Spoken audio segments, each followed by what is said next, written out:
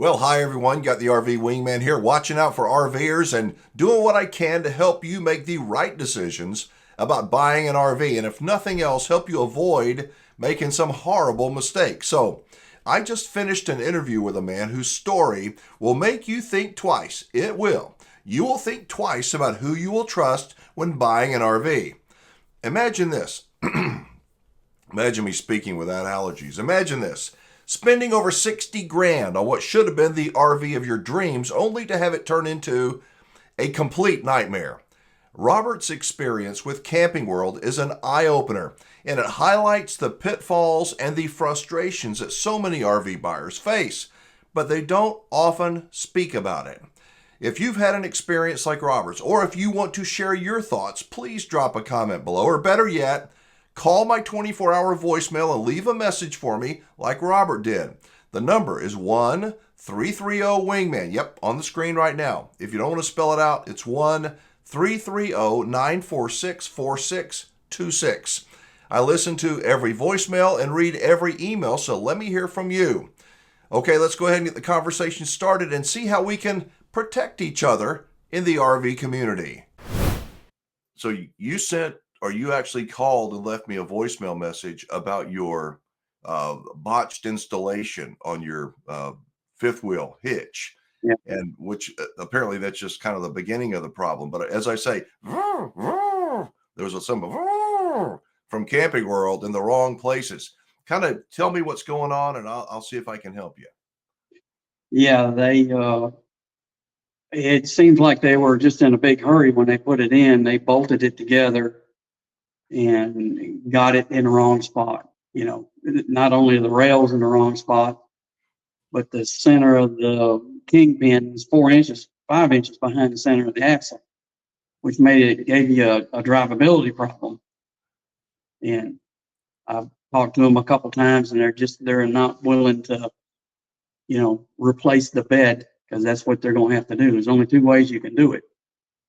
Okay, so let me start out at the beginning just so I understand. You went to a Camping World and you bought yourself a fifth wheel, but Yeah. you needed a hitch installed on your truck. Yep. And did you leave the truck with them and say, "Hey, yeah, go ahead and install it. I'll be back in a little bit"? How did that come? How did it transpire that they botched the installation?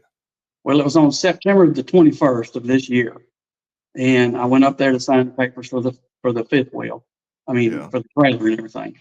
And while I was there, they were going to put the fifth wheel in the truck, because it's like 40 miles from my house to there, so I can't just drop it off and get a ride home or something like that. So I left it up there and stayed there while they put it in.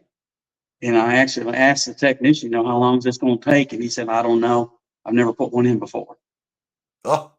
And I kind of like, okay, but their shop foreman was there, so I figured, well, maybe they're just kind of show him how that was going to, how it was going to go in and everything. And I've never had fifth wheel before, so when they first got it done and everything, I couldn't tell you whether it's right, wrong, or upside down. Until driving home, I got to noticing it just didn't feel right. And I actually called Pullrite, the manufacturer of the fifth wheel they put in, and asked them, and they said, "Well, send us some pictures of it." So I sent some pictures from underneath, and they're like, "No, I don't even know what I'm looking at. Why is the bolt not have a nut on it?" I said, "Well, I guess they fell off in 40 miles going down the road. They fell off."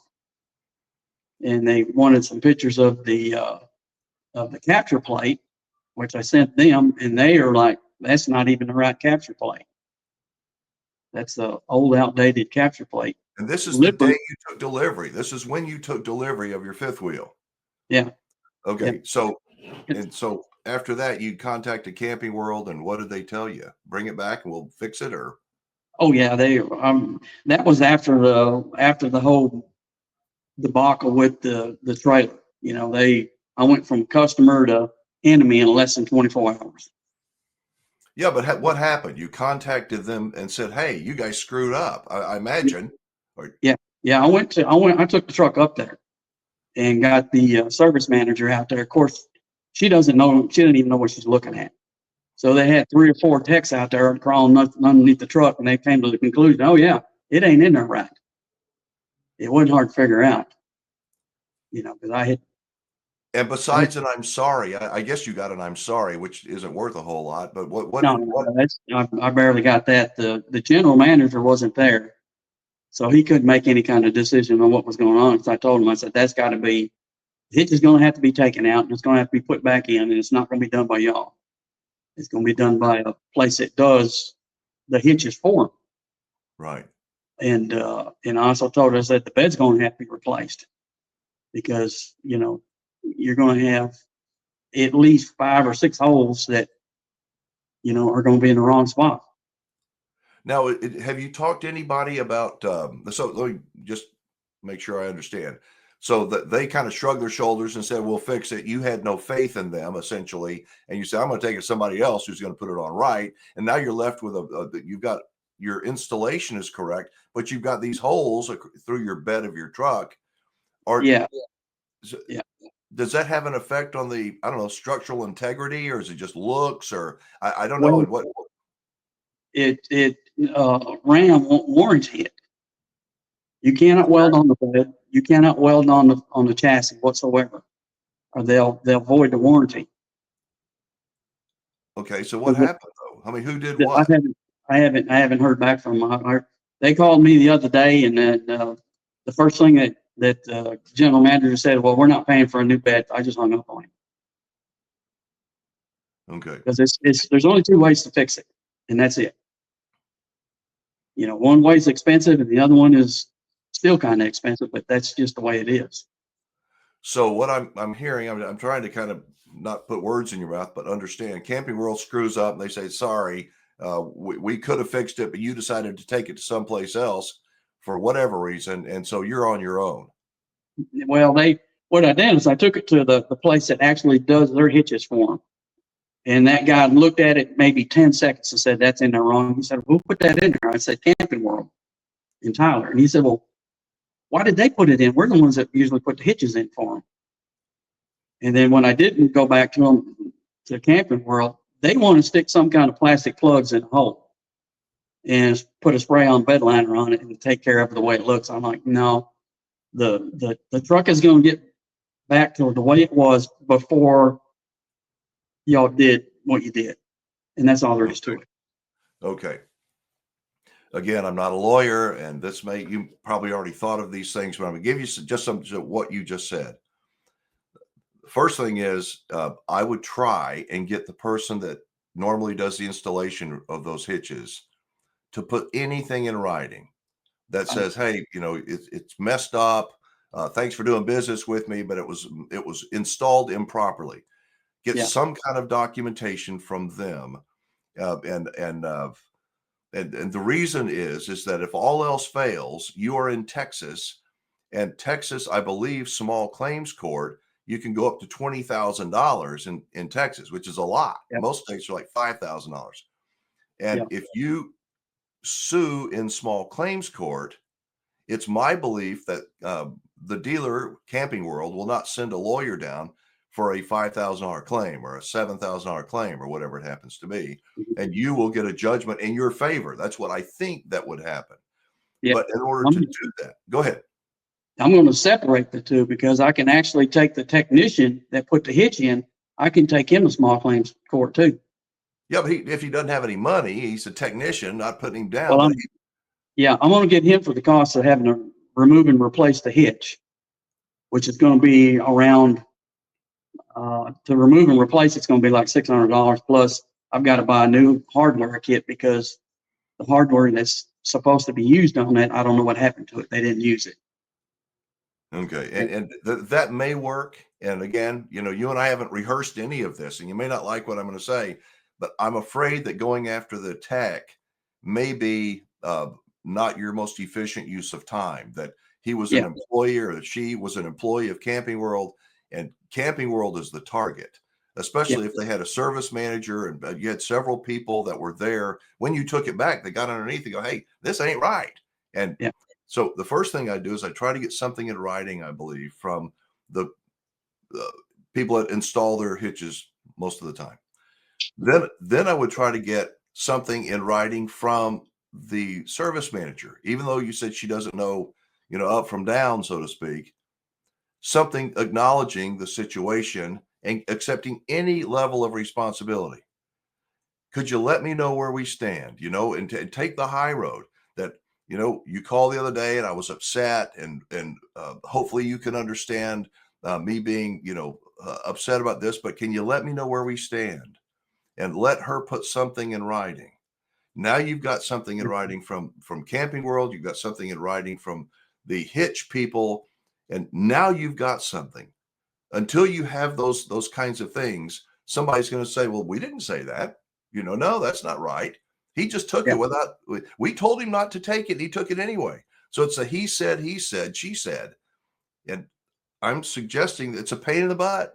It is, but you're in this situation now, and taking the high road, not telling a lie, leading them to get you something and create some kind of a paper, literally on a one sheet of paper. If you had to go before a judge and say, the judge looked at a piece of paper, I bought the thing, did, the date, boom, boom.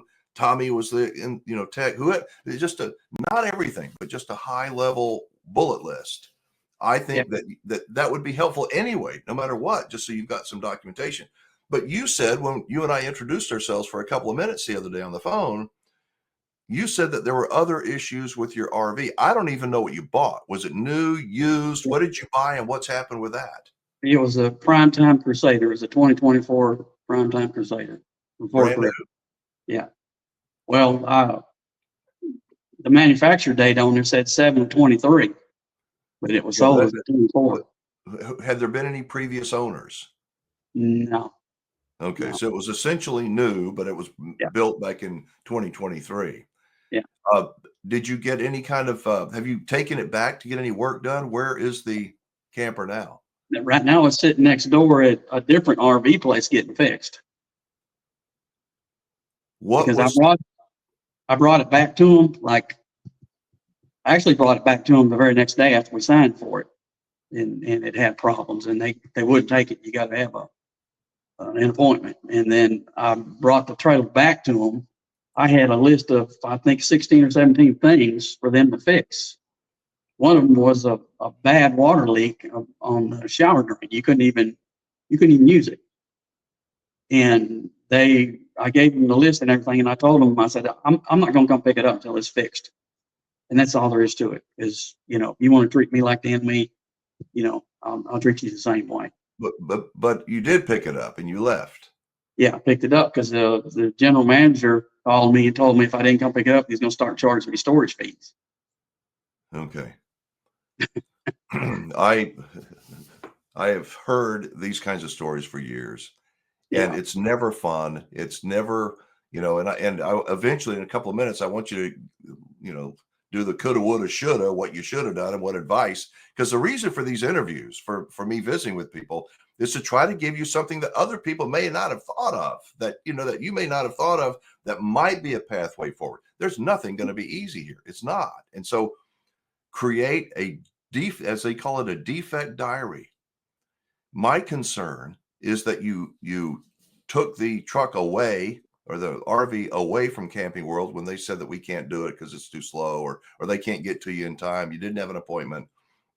Yeah. And you went and took it. Now, if I were them, I'd go, well, we tried. He just wasn't patient enough. So they're going to turn it around to make you look the bad guy. And by the way, if Camping World is watching this interview, they're watching you and I speak, I invite them. I want them to come on and talk about your situation or any of these situations, but I have yet to hear from anybody from Camping World, and at least in a positive way. So is it within your purview, I guess, to write an email to the general manager of that store, being very nice? You have to be nice. I know it's hard. You got a mouthful of but be nice, not a doormat, but ask them what you might expect on day one. You had a big water leak or whatever, and I know you're busy, but it's be nice. Take the high road and get them to write something down. Your phone calls don't mean anything except emotionally to you. If they won't hold up. Yeah, I've been dealing with some kind of regional manager that you call into their main office, and they set up like a case number, Right. and that's been a joke.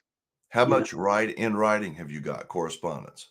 I've sent them emails, you know, Okay. about that kind of stuff. About how much, generally speaking, did you pay for the RV? About. 60,000 plus. Okay. So you paid a lot of money. The chances of getting a buyback are probably zero. They're not. I'm not too worried about the buyback thing. It's What do you you know, want? What do you want Camping World to do? That's another thing that if you don't know specifically what you want, well, there's you not know, much else they can do, but I'm not worried about the trailer. It's, if they want to sell something that's that bad off, I will put it in the shop and the manufacturer will pay and pay and pay. That's what they're doing now.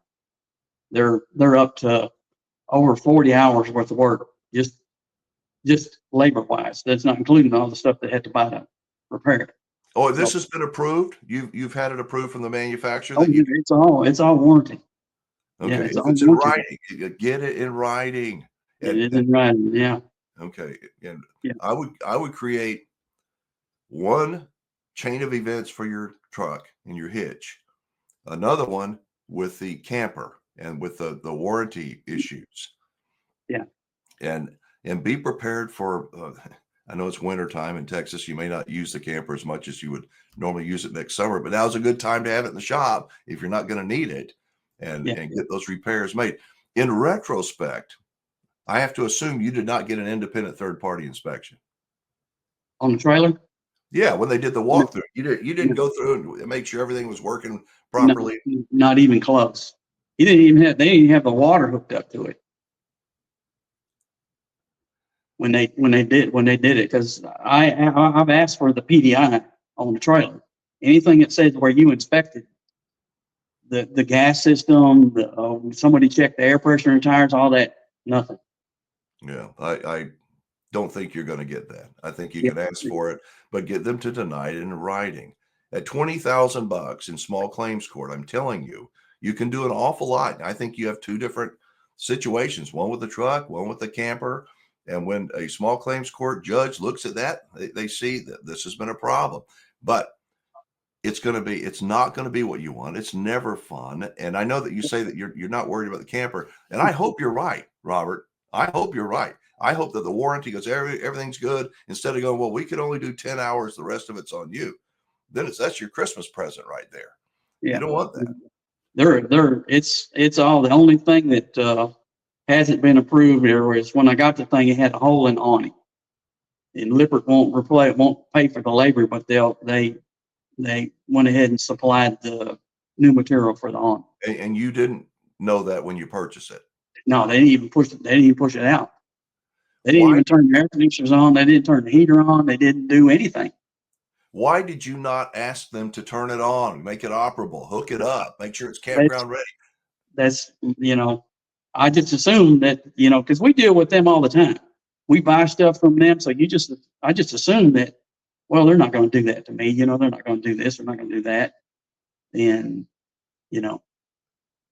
What advice would you give to why did you pick from them? Because you do business with them, buying yeah, supplies? they have a huge store where you can go in and get all kinds of accessories. Right. Everything from hitches all the way to plate holders. Yep. Yeah. Yep. Yeah, it's a huge store. But now, no, I won't step foot on their property again. What advice would you give to other people with what you've experienced so far? And I know you are a long way, it sounds like, from a resolution. What advice would you give to others, whether it's with Camping World or any dealer, about you bought a brand new RV and you got a whole lot more than you expected, none of it good? Yeah, I wouldn't buy a new one. It's not worth it. I wouldn't, and I certainly wouldn't buy one from them. And how about an inspection? How about not assuming that the dealer's going to take care of everything, because they do, just not for your benefit sometimes. Yeah, but I paid $995 for that inspection from them. Yeah. And I've got no proof that they done it other than all the stuff that was wrong with it, and which tells me they didn't inspect nothing. Well, they will say that they did their inspection, and it may be proprietary. And what I want to caution you about, two things. One is getting, and neither one's going to be easy. One is being too emotionally caught up in it. I would be. I'm a hothead. I'm very patient, but that's one thing. So calm, dial it down, and document everything. Document everything because you may need it. Even though the stuff is in warranty, you think it's going to be paid. The other thing is, if you start getting frustrated, you're at the boiling point, be cautious about a lawyer. A lawyer sells his time or her time, and they will write nasty letters and you'll feel good for a minute. And oftentimes in the RV world, they're just empty. It's just another check that you're writing out. So Yeah. I would look at, as I say, the person that shaves your face is a person you can congratulate or blame. And you want to do as much as you can on your end to take the high road, tell the truth. Don't be demanding. Be careful about what you say. I think that you haven't stepped over the line in this. I can sense your frustration. Hell, I don't know if I'd be as calm as you, but I'll Yeah. guarantee you, I'd build a damn phone book full of this happened, then this happened. Yeah. Yeah. And Yeah. This all started like from day one. They lied to us from day one on the contract. They lied and got caught. in what way on that? I went in September 21st to sign the papers for the trailer. And my wife had to work, and I wanted to make her kind of part of it. I didn't want her just to, get home and like, hey, I bought this trailer. Yeah. So I told that lady that was helping with the contract, you need to contact her to see what she wants, any kind of add-ons or extras or anything. Mm-hmm. Or she contacts my wife. My wife tells her, and she comes back and tells me that she wants the extended warranty, the roadside assistance, and gap insurance. Mm-hmm. So I'm like, okay, well, I just got the cheapest one of that because they got different levels of that stuff. So I got the cheapest one. Well, I get home that evening. My wife's looking at the contract. She's asking me, well, why'd you put this on there? I said, well, you talked to that Maria at the dealership, told her that you wanted it. And she said, no, I told her specifically that we did not want none of that stuff on there. All we wanted is the 1-year warranty because it's the warranty is kind of crap anyways. Right. So I'm hearing, did you buy the extended service that it's not a warranty, it's an extended service plan. Yeah. You did buy that. On the first contract, we went back the very next day and they had to change it because they got caught lying. They took all that off. Yeah. I wish I didn't hear stories like this. I wish that there was something I could say that's an easy fix is all you got to do is this. But you drew the short straw, so to speak. And I think that the only way out is going to be for you to document everything, take the high road, be patient. I'm concerned that the RV is not there at Camping World, but as long as you've got in writing, this is an authorized service center that they're going to cover the warranty repairs. Yeah. I think I'd be good with that. But I began an email chain with the general manager of the dealership, and be careful about what you put in writing. Make sure that you're telling the truth. You're not accusatory. You're asking questions. I've always found that asking questions and giving somebody that rope, oftentimes that they will hang themselves with it. So what do you recommend I do? The hitch is here. What is your recommendation for me to accept the condition of my truck? They're not going to answer that, or they'll answer with some fluffy non-answer. Yeah, well, that's what they did. They wanted me to bring it up there, and they're going to put some little plastic plugs and holes, and that was it. Thank you and hang on. And you know what I'd say? I think thank you for your offer to try to make this thing right. I do appreciate it. Is there any way that there's any structural integrity issues with the holes that are existing in my camper? I continually ask questions in a nice way, because at some point they're going to go, holy crap, this dude ain't going away. Yeah. But at that point, you've got this email chain that you could show somebody at a small claims court. And I just think that things are they're going to be sticky. I can't guarantee you that you're going to win, but it sounds like you've done everything right. You just got to document. And be careful what you do. I'll have to take the truck to a different place to get it inspected, because I don't want to, the place that Nick's trailer hitches place, I don't want to take it to them because they're the ones that do the hitches. I don't want to throw them under the bus, and then next thing you know, Camping World's doing it someplace else. You know, Right. I don't want to mess up the business between them. Have you got pictures of the truck bed before, back up, after they took the wrongly installed hitch out of the bed? Do you have pictures of the holes where they were? No, the hitch They is are. still in the back of the truck. So, So if you go to a third party, if you go to some other dealer or somebody that installs hitches and you say, look, I'm, these are the holes.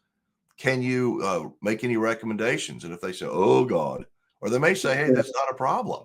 everybody says the same thing. Make them replace the bed. Yeah. I've taken it to, right now the trailer is at RV station. Mm-hmm. And they looked at it and said, yeah, I mean, you can take it out and all that, but the thing they recommend is making them replace the bed. I've taken it to, what is the other one? Blue Compass. Mm-hmm. And they say the same thing. Make them replace the bed. Well, I know the people at RV Station well. I like them a lot, and I know that they do work, warranty work for some manufacturers. So that's good that they're taking care of you. I try to get them to make something in writing, or get Blue Compass to make a suggestion. Can you shoot me a little note, or maybe you send them a note, and then hope that they will respond. The more info that you can get saying they're wrong, they screwed up, here's what we would suggest, that's all in your favor. So I hope some of this helps. Yeah. I knew I'm going to have to get something in an email or writing or something that, says it's in the wrong spot. But, like I say, it was already brought back to them. They already know that it's wrong. Okay. They've Well, already acknowledged that it's wrong. It's not acknowledging it's wrong. It's getting them to pay for the, what they did, pay for the bed of the truck. right. To be replaced. Well, another thing I'd caution you about is any kind of threat of any legal action.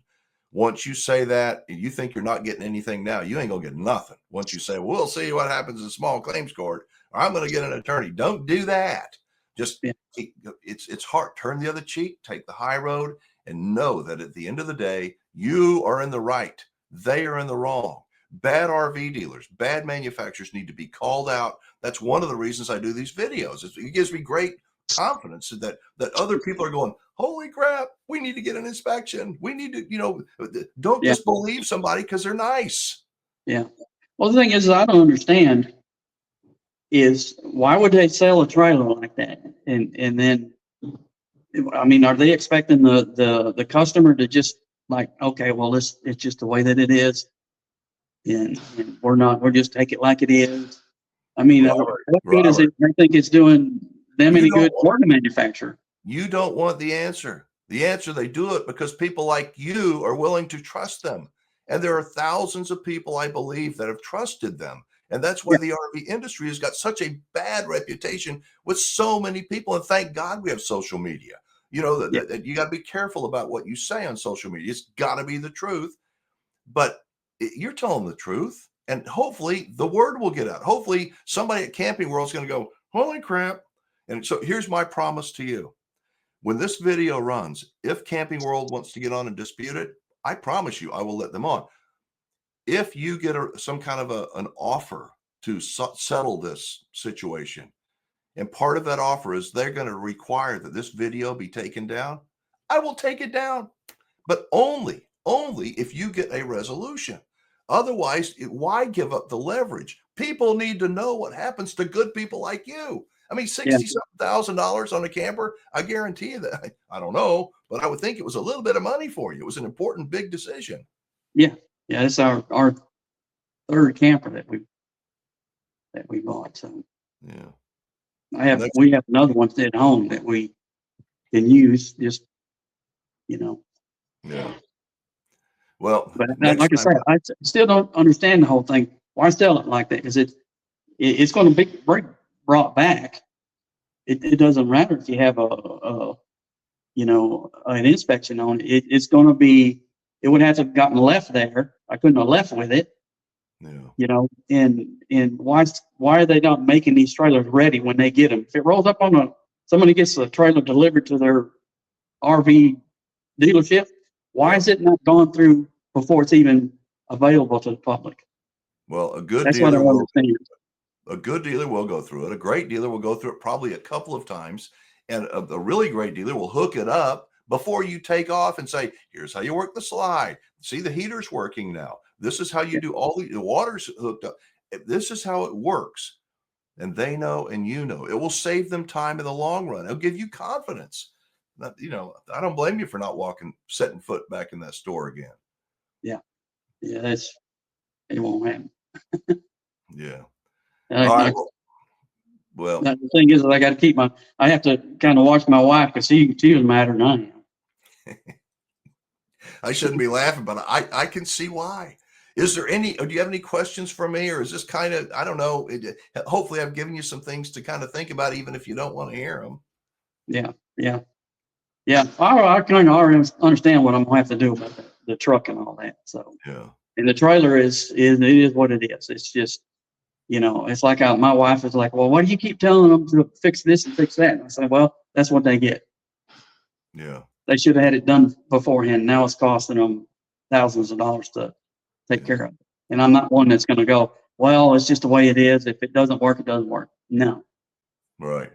Well, there's not many people like you, Robert. Truthfully, most people are willing to go, well, oh shucks, and we'll just, and literally, and if there were enough people like you that pushed back, like you're pushing back, they would be forced to make some changes. And let me ask you this: if it would have cost you $2,000 more when you purchased the trailer, but it worked, and the fifth wheel hitch was installed right, in retrospect, would you have rather paid the $2,000 more and had something you could just go camping in? Or do you want to have to deal with this now and you saved a couple of thousand? Oh, yeah. You know, they'd been better off if they had just told me, say, well, you can't take the trailer. It's this, and this is not working, but if they'd have just done that, they would have saved them, a whole lot of trouble and me. Yeah. You Well, I know, wish you the best. I hope that you'll stay in touch with me because, if you get a favorable resolution, if you will, for the bed or for the trailer, let me know. But it sounds like you got a long warranty road ahead. And hopefully by the end of the year, you'll have your camper back. Yeah, I won't have it back for probably another month. Yeah. They're waiting on pieces and parts, and Okay. one of the things they had to replace all the interior doors on it. Well, I think it's at a good place. I say there's no perfect dealers, but RV Station is they're a good outfit. I know the people that own it, and they care, and I think that they'll take good care of you. But it's not a good Yeah, situation you're in. Thank you for your time today. I enjoyed hearing your story, and hopefully I was a little bit helpful. yep, you are. So Robert's story it's a painful reminder of why we must be vigilant as consumers. It's not just buying an RV. It's about making sure the people you buy from can be trusted to do the right thing. So, have you ever faced a similar challenge with your RV dealer? How did you handle it? Let me know. And if you have a situation that is similar to what you just heard, I definitely want to hear from you. Your comments can help others make better decisions and avoid going through what Robert is having to endure right now. And again, if Camping World, if you're watching, the invitation is open. Let's hear your side of the story. Until next time, be safe, have fun, play nice, and don't leave your good manners at home.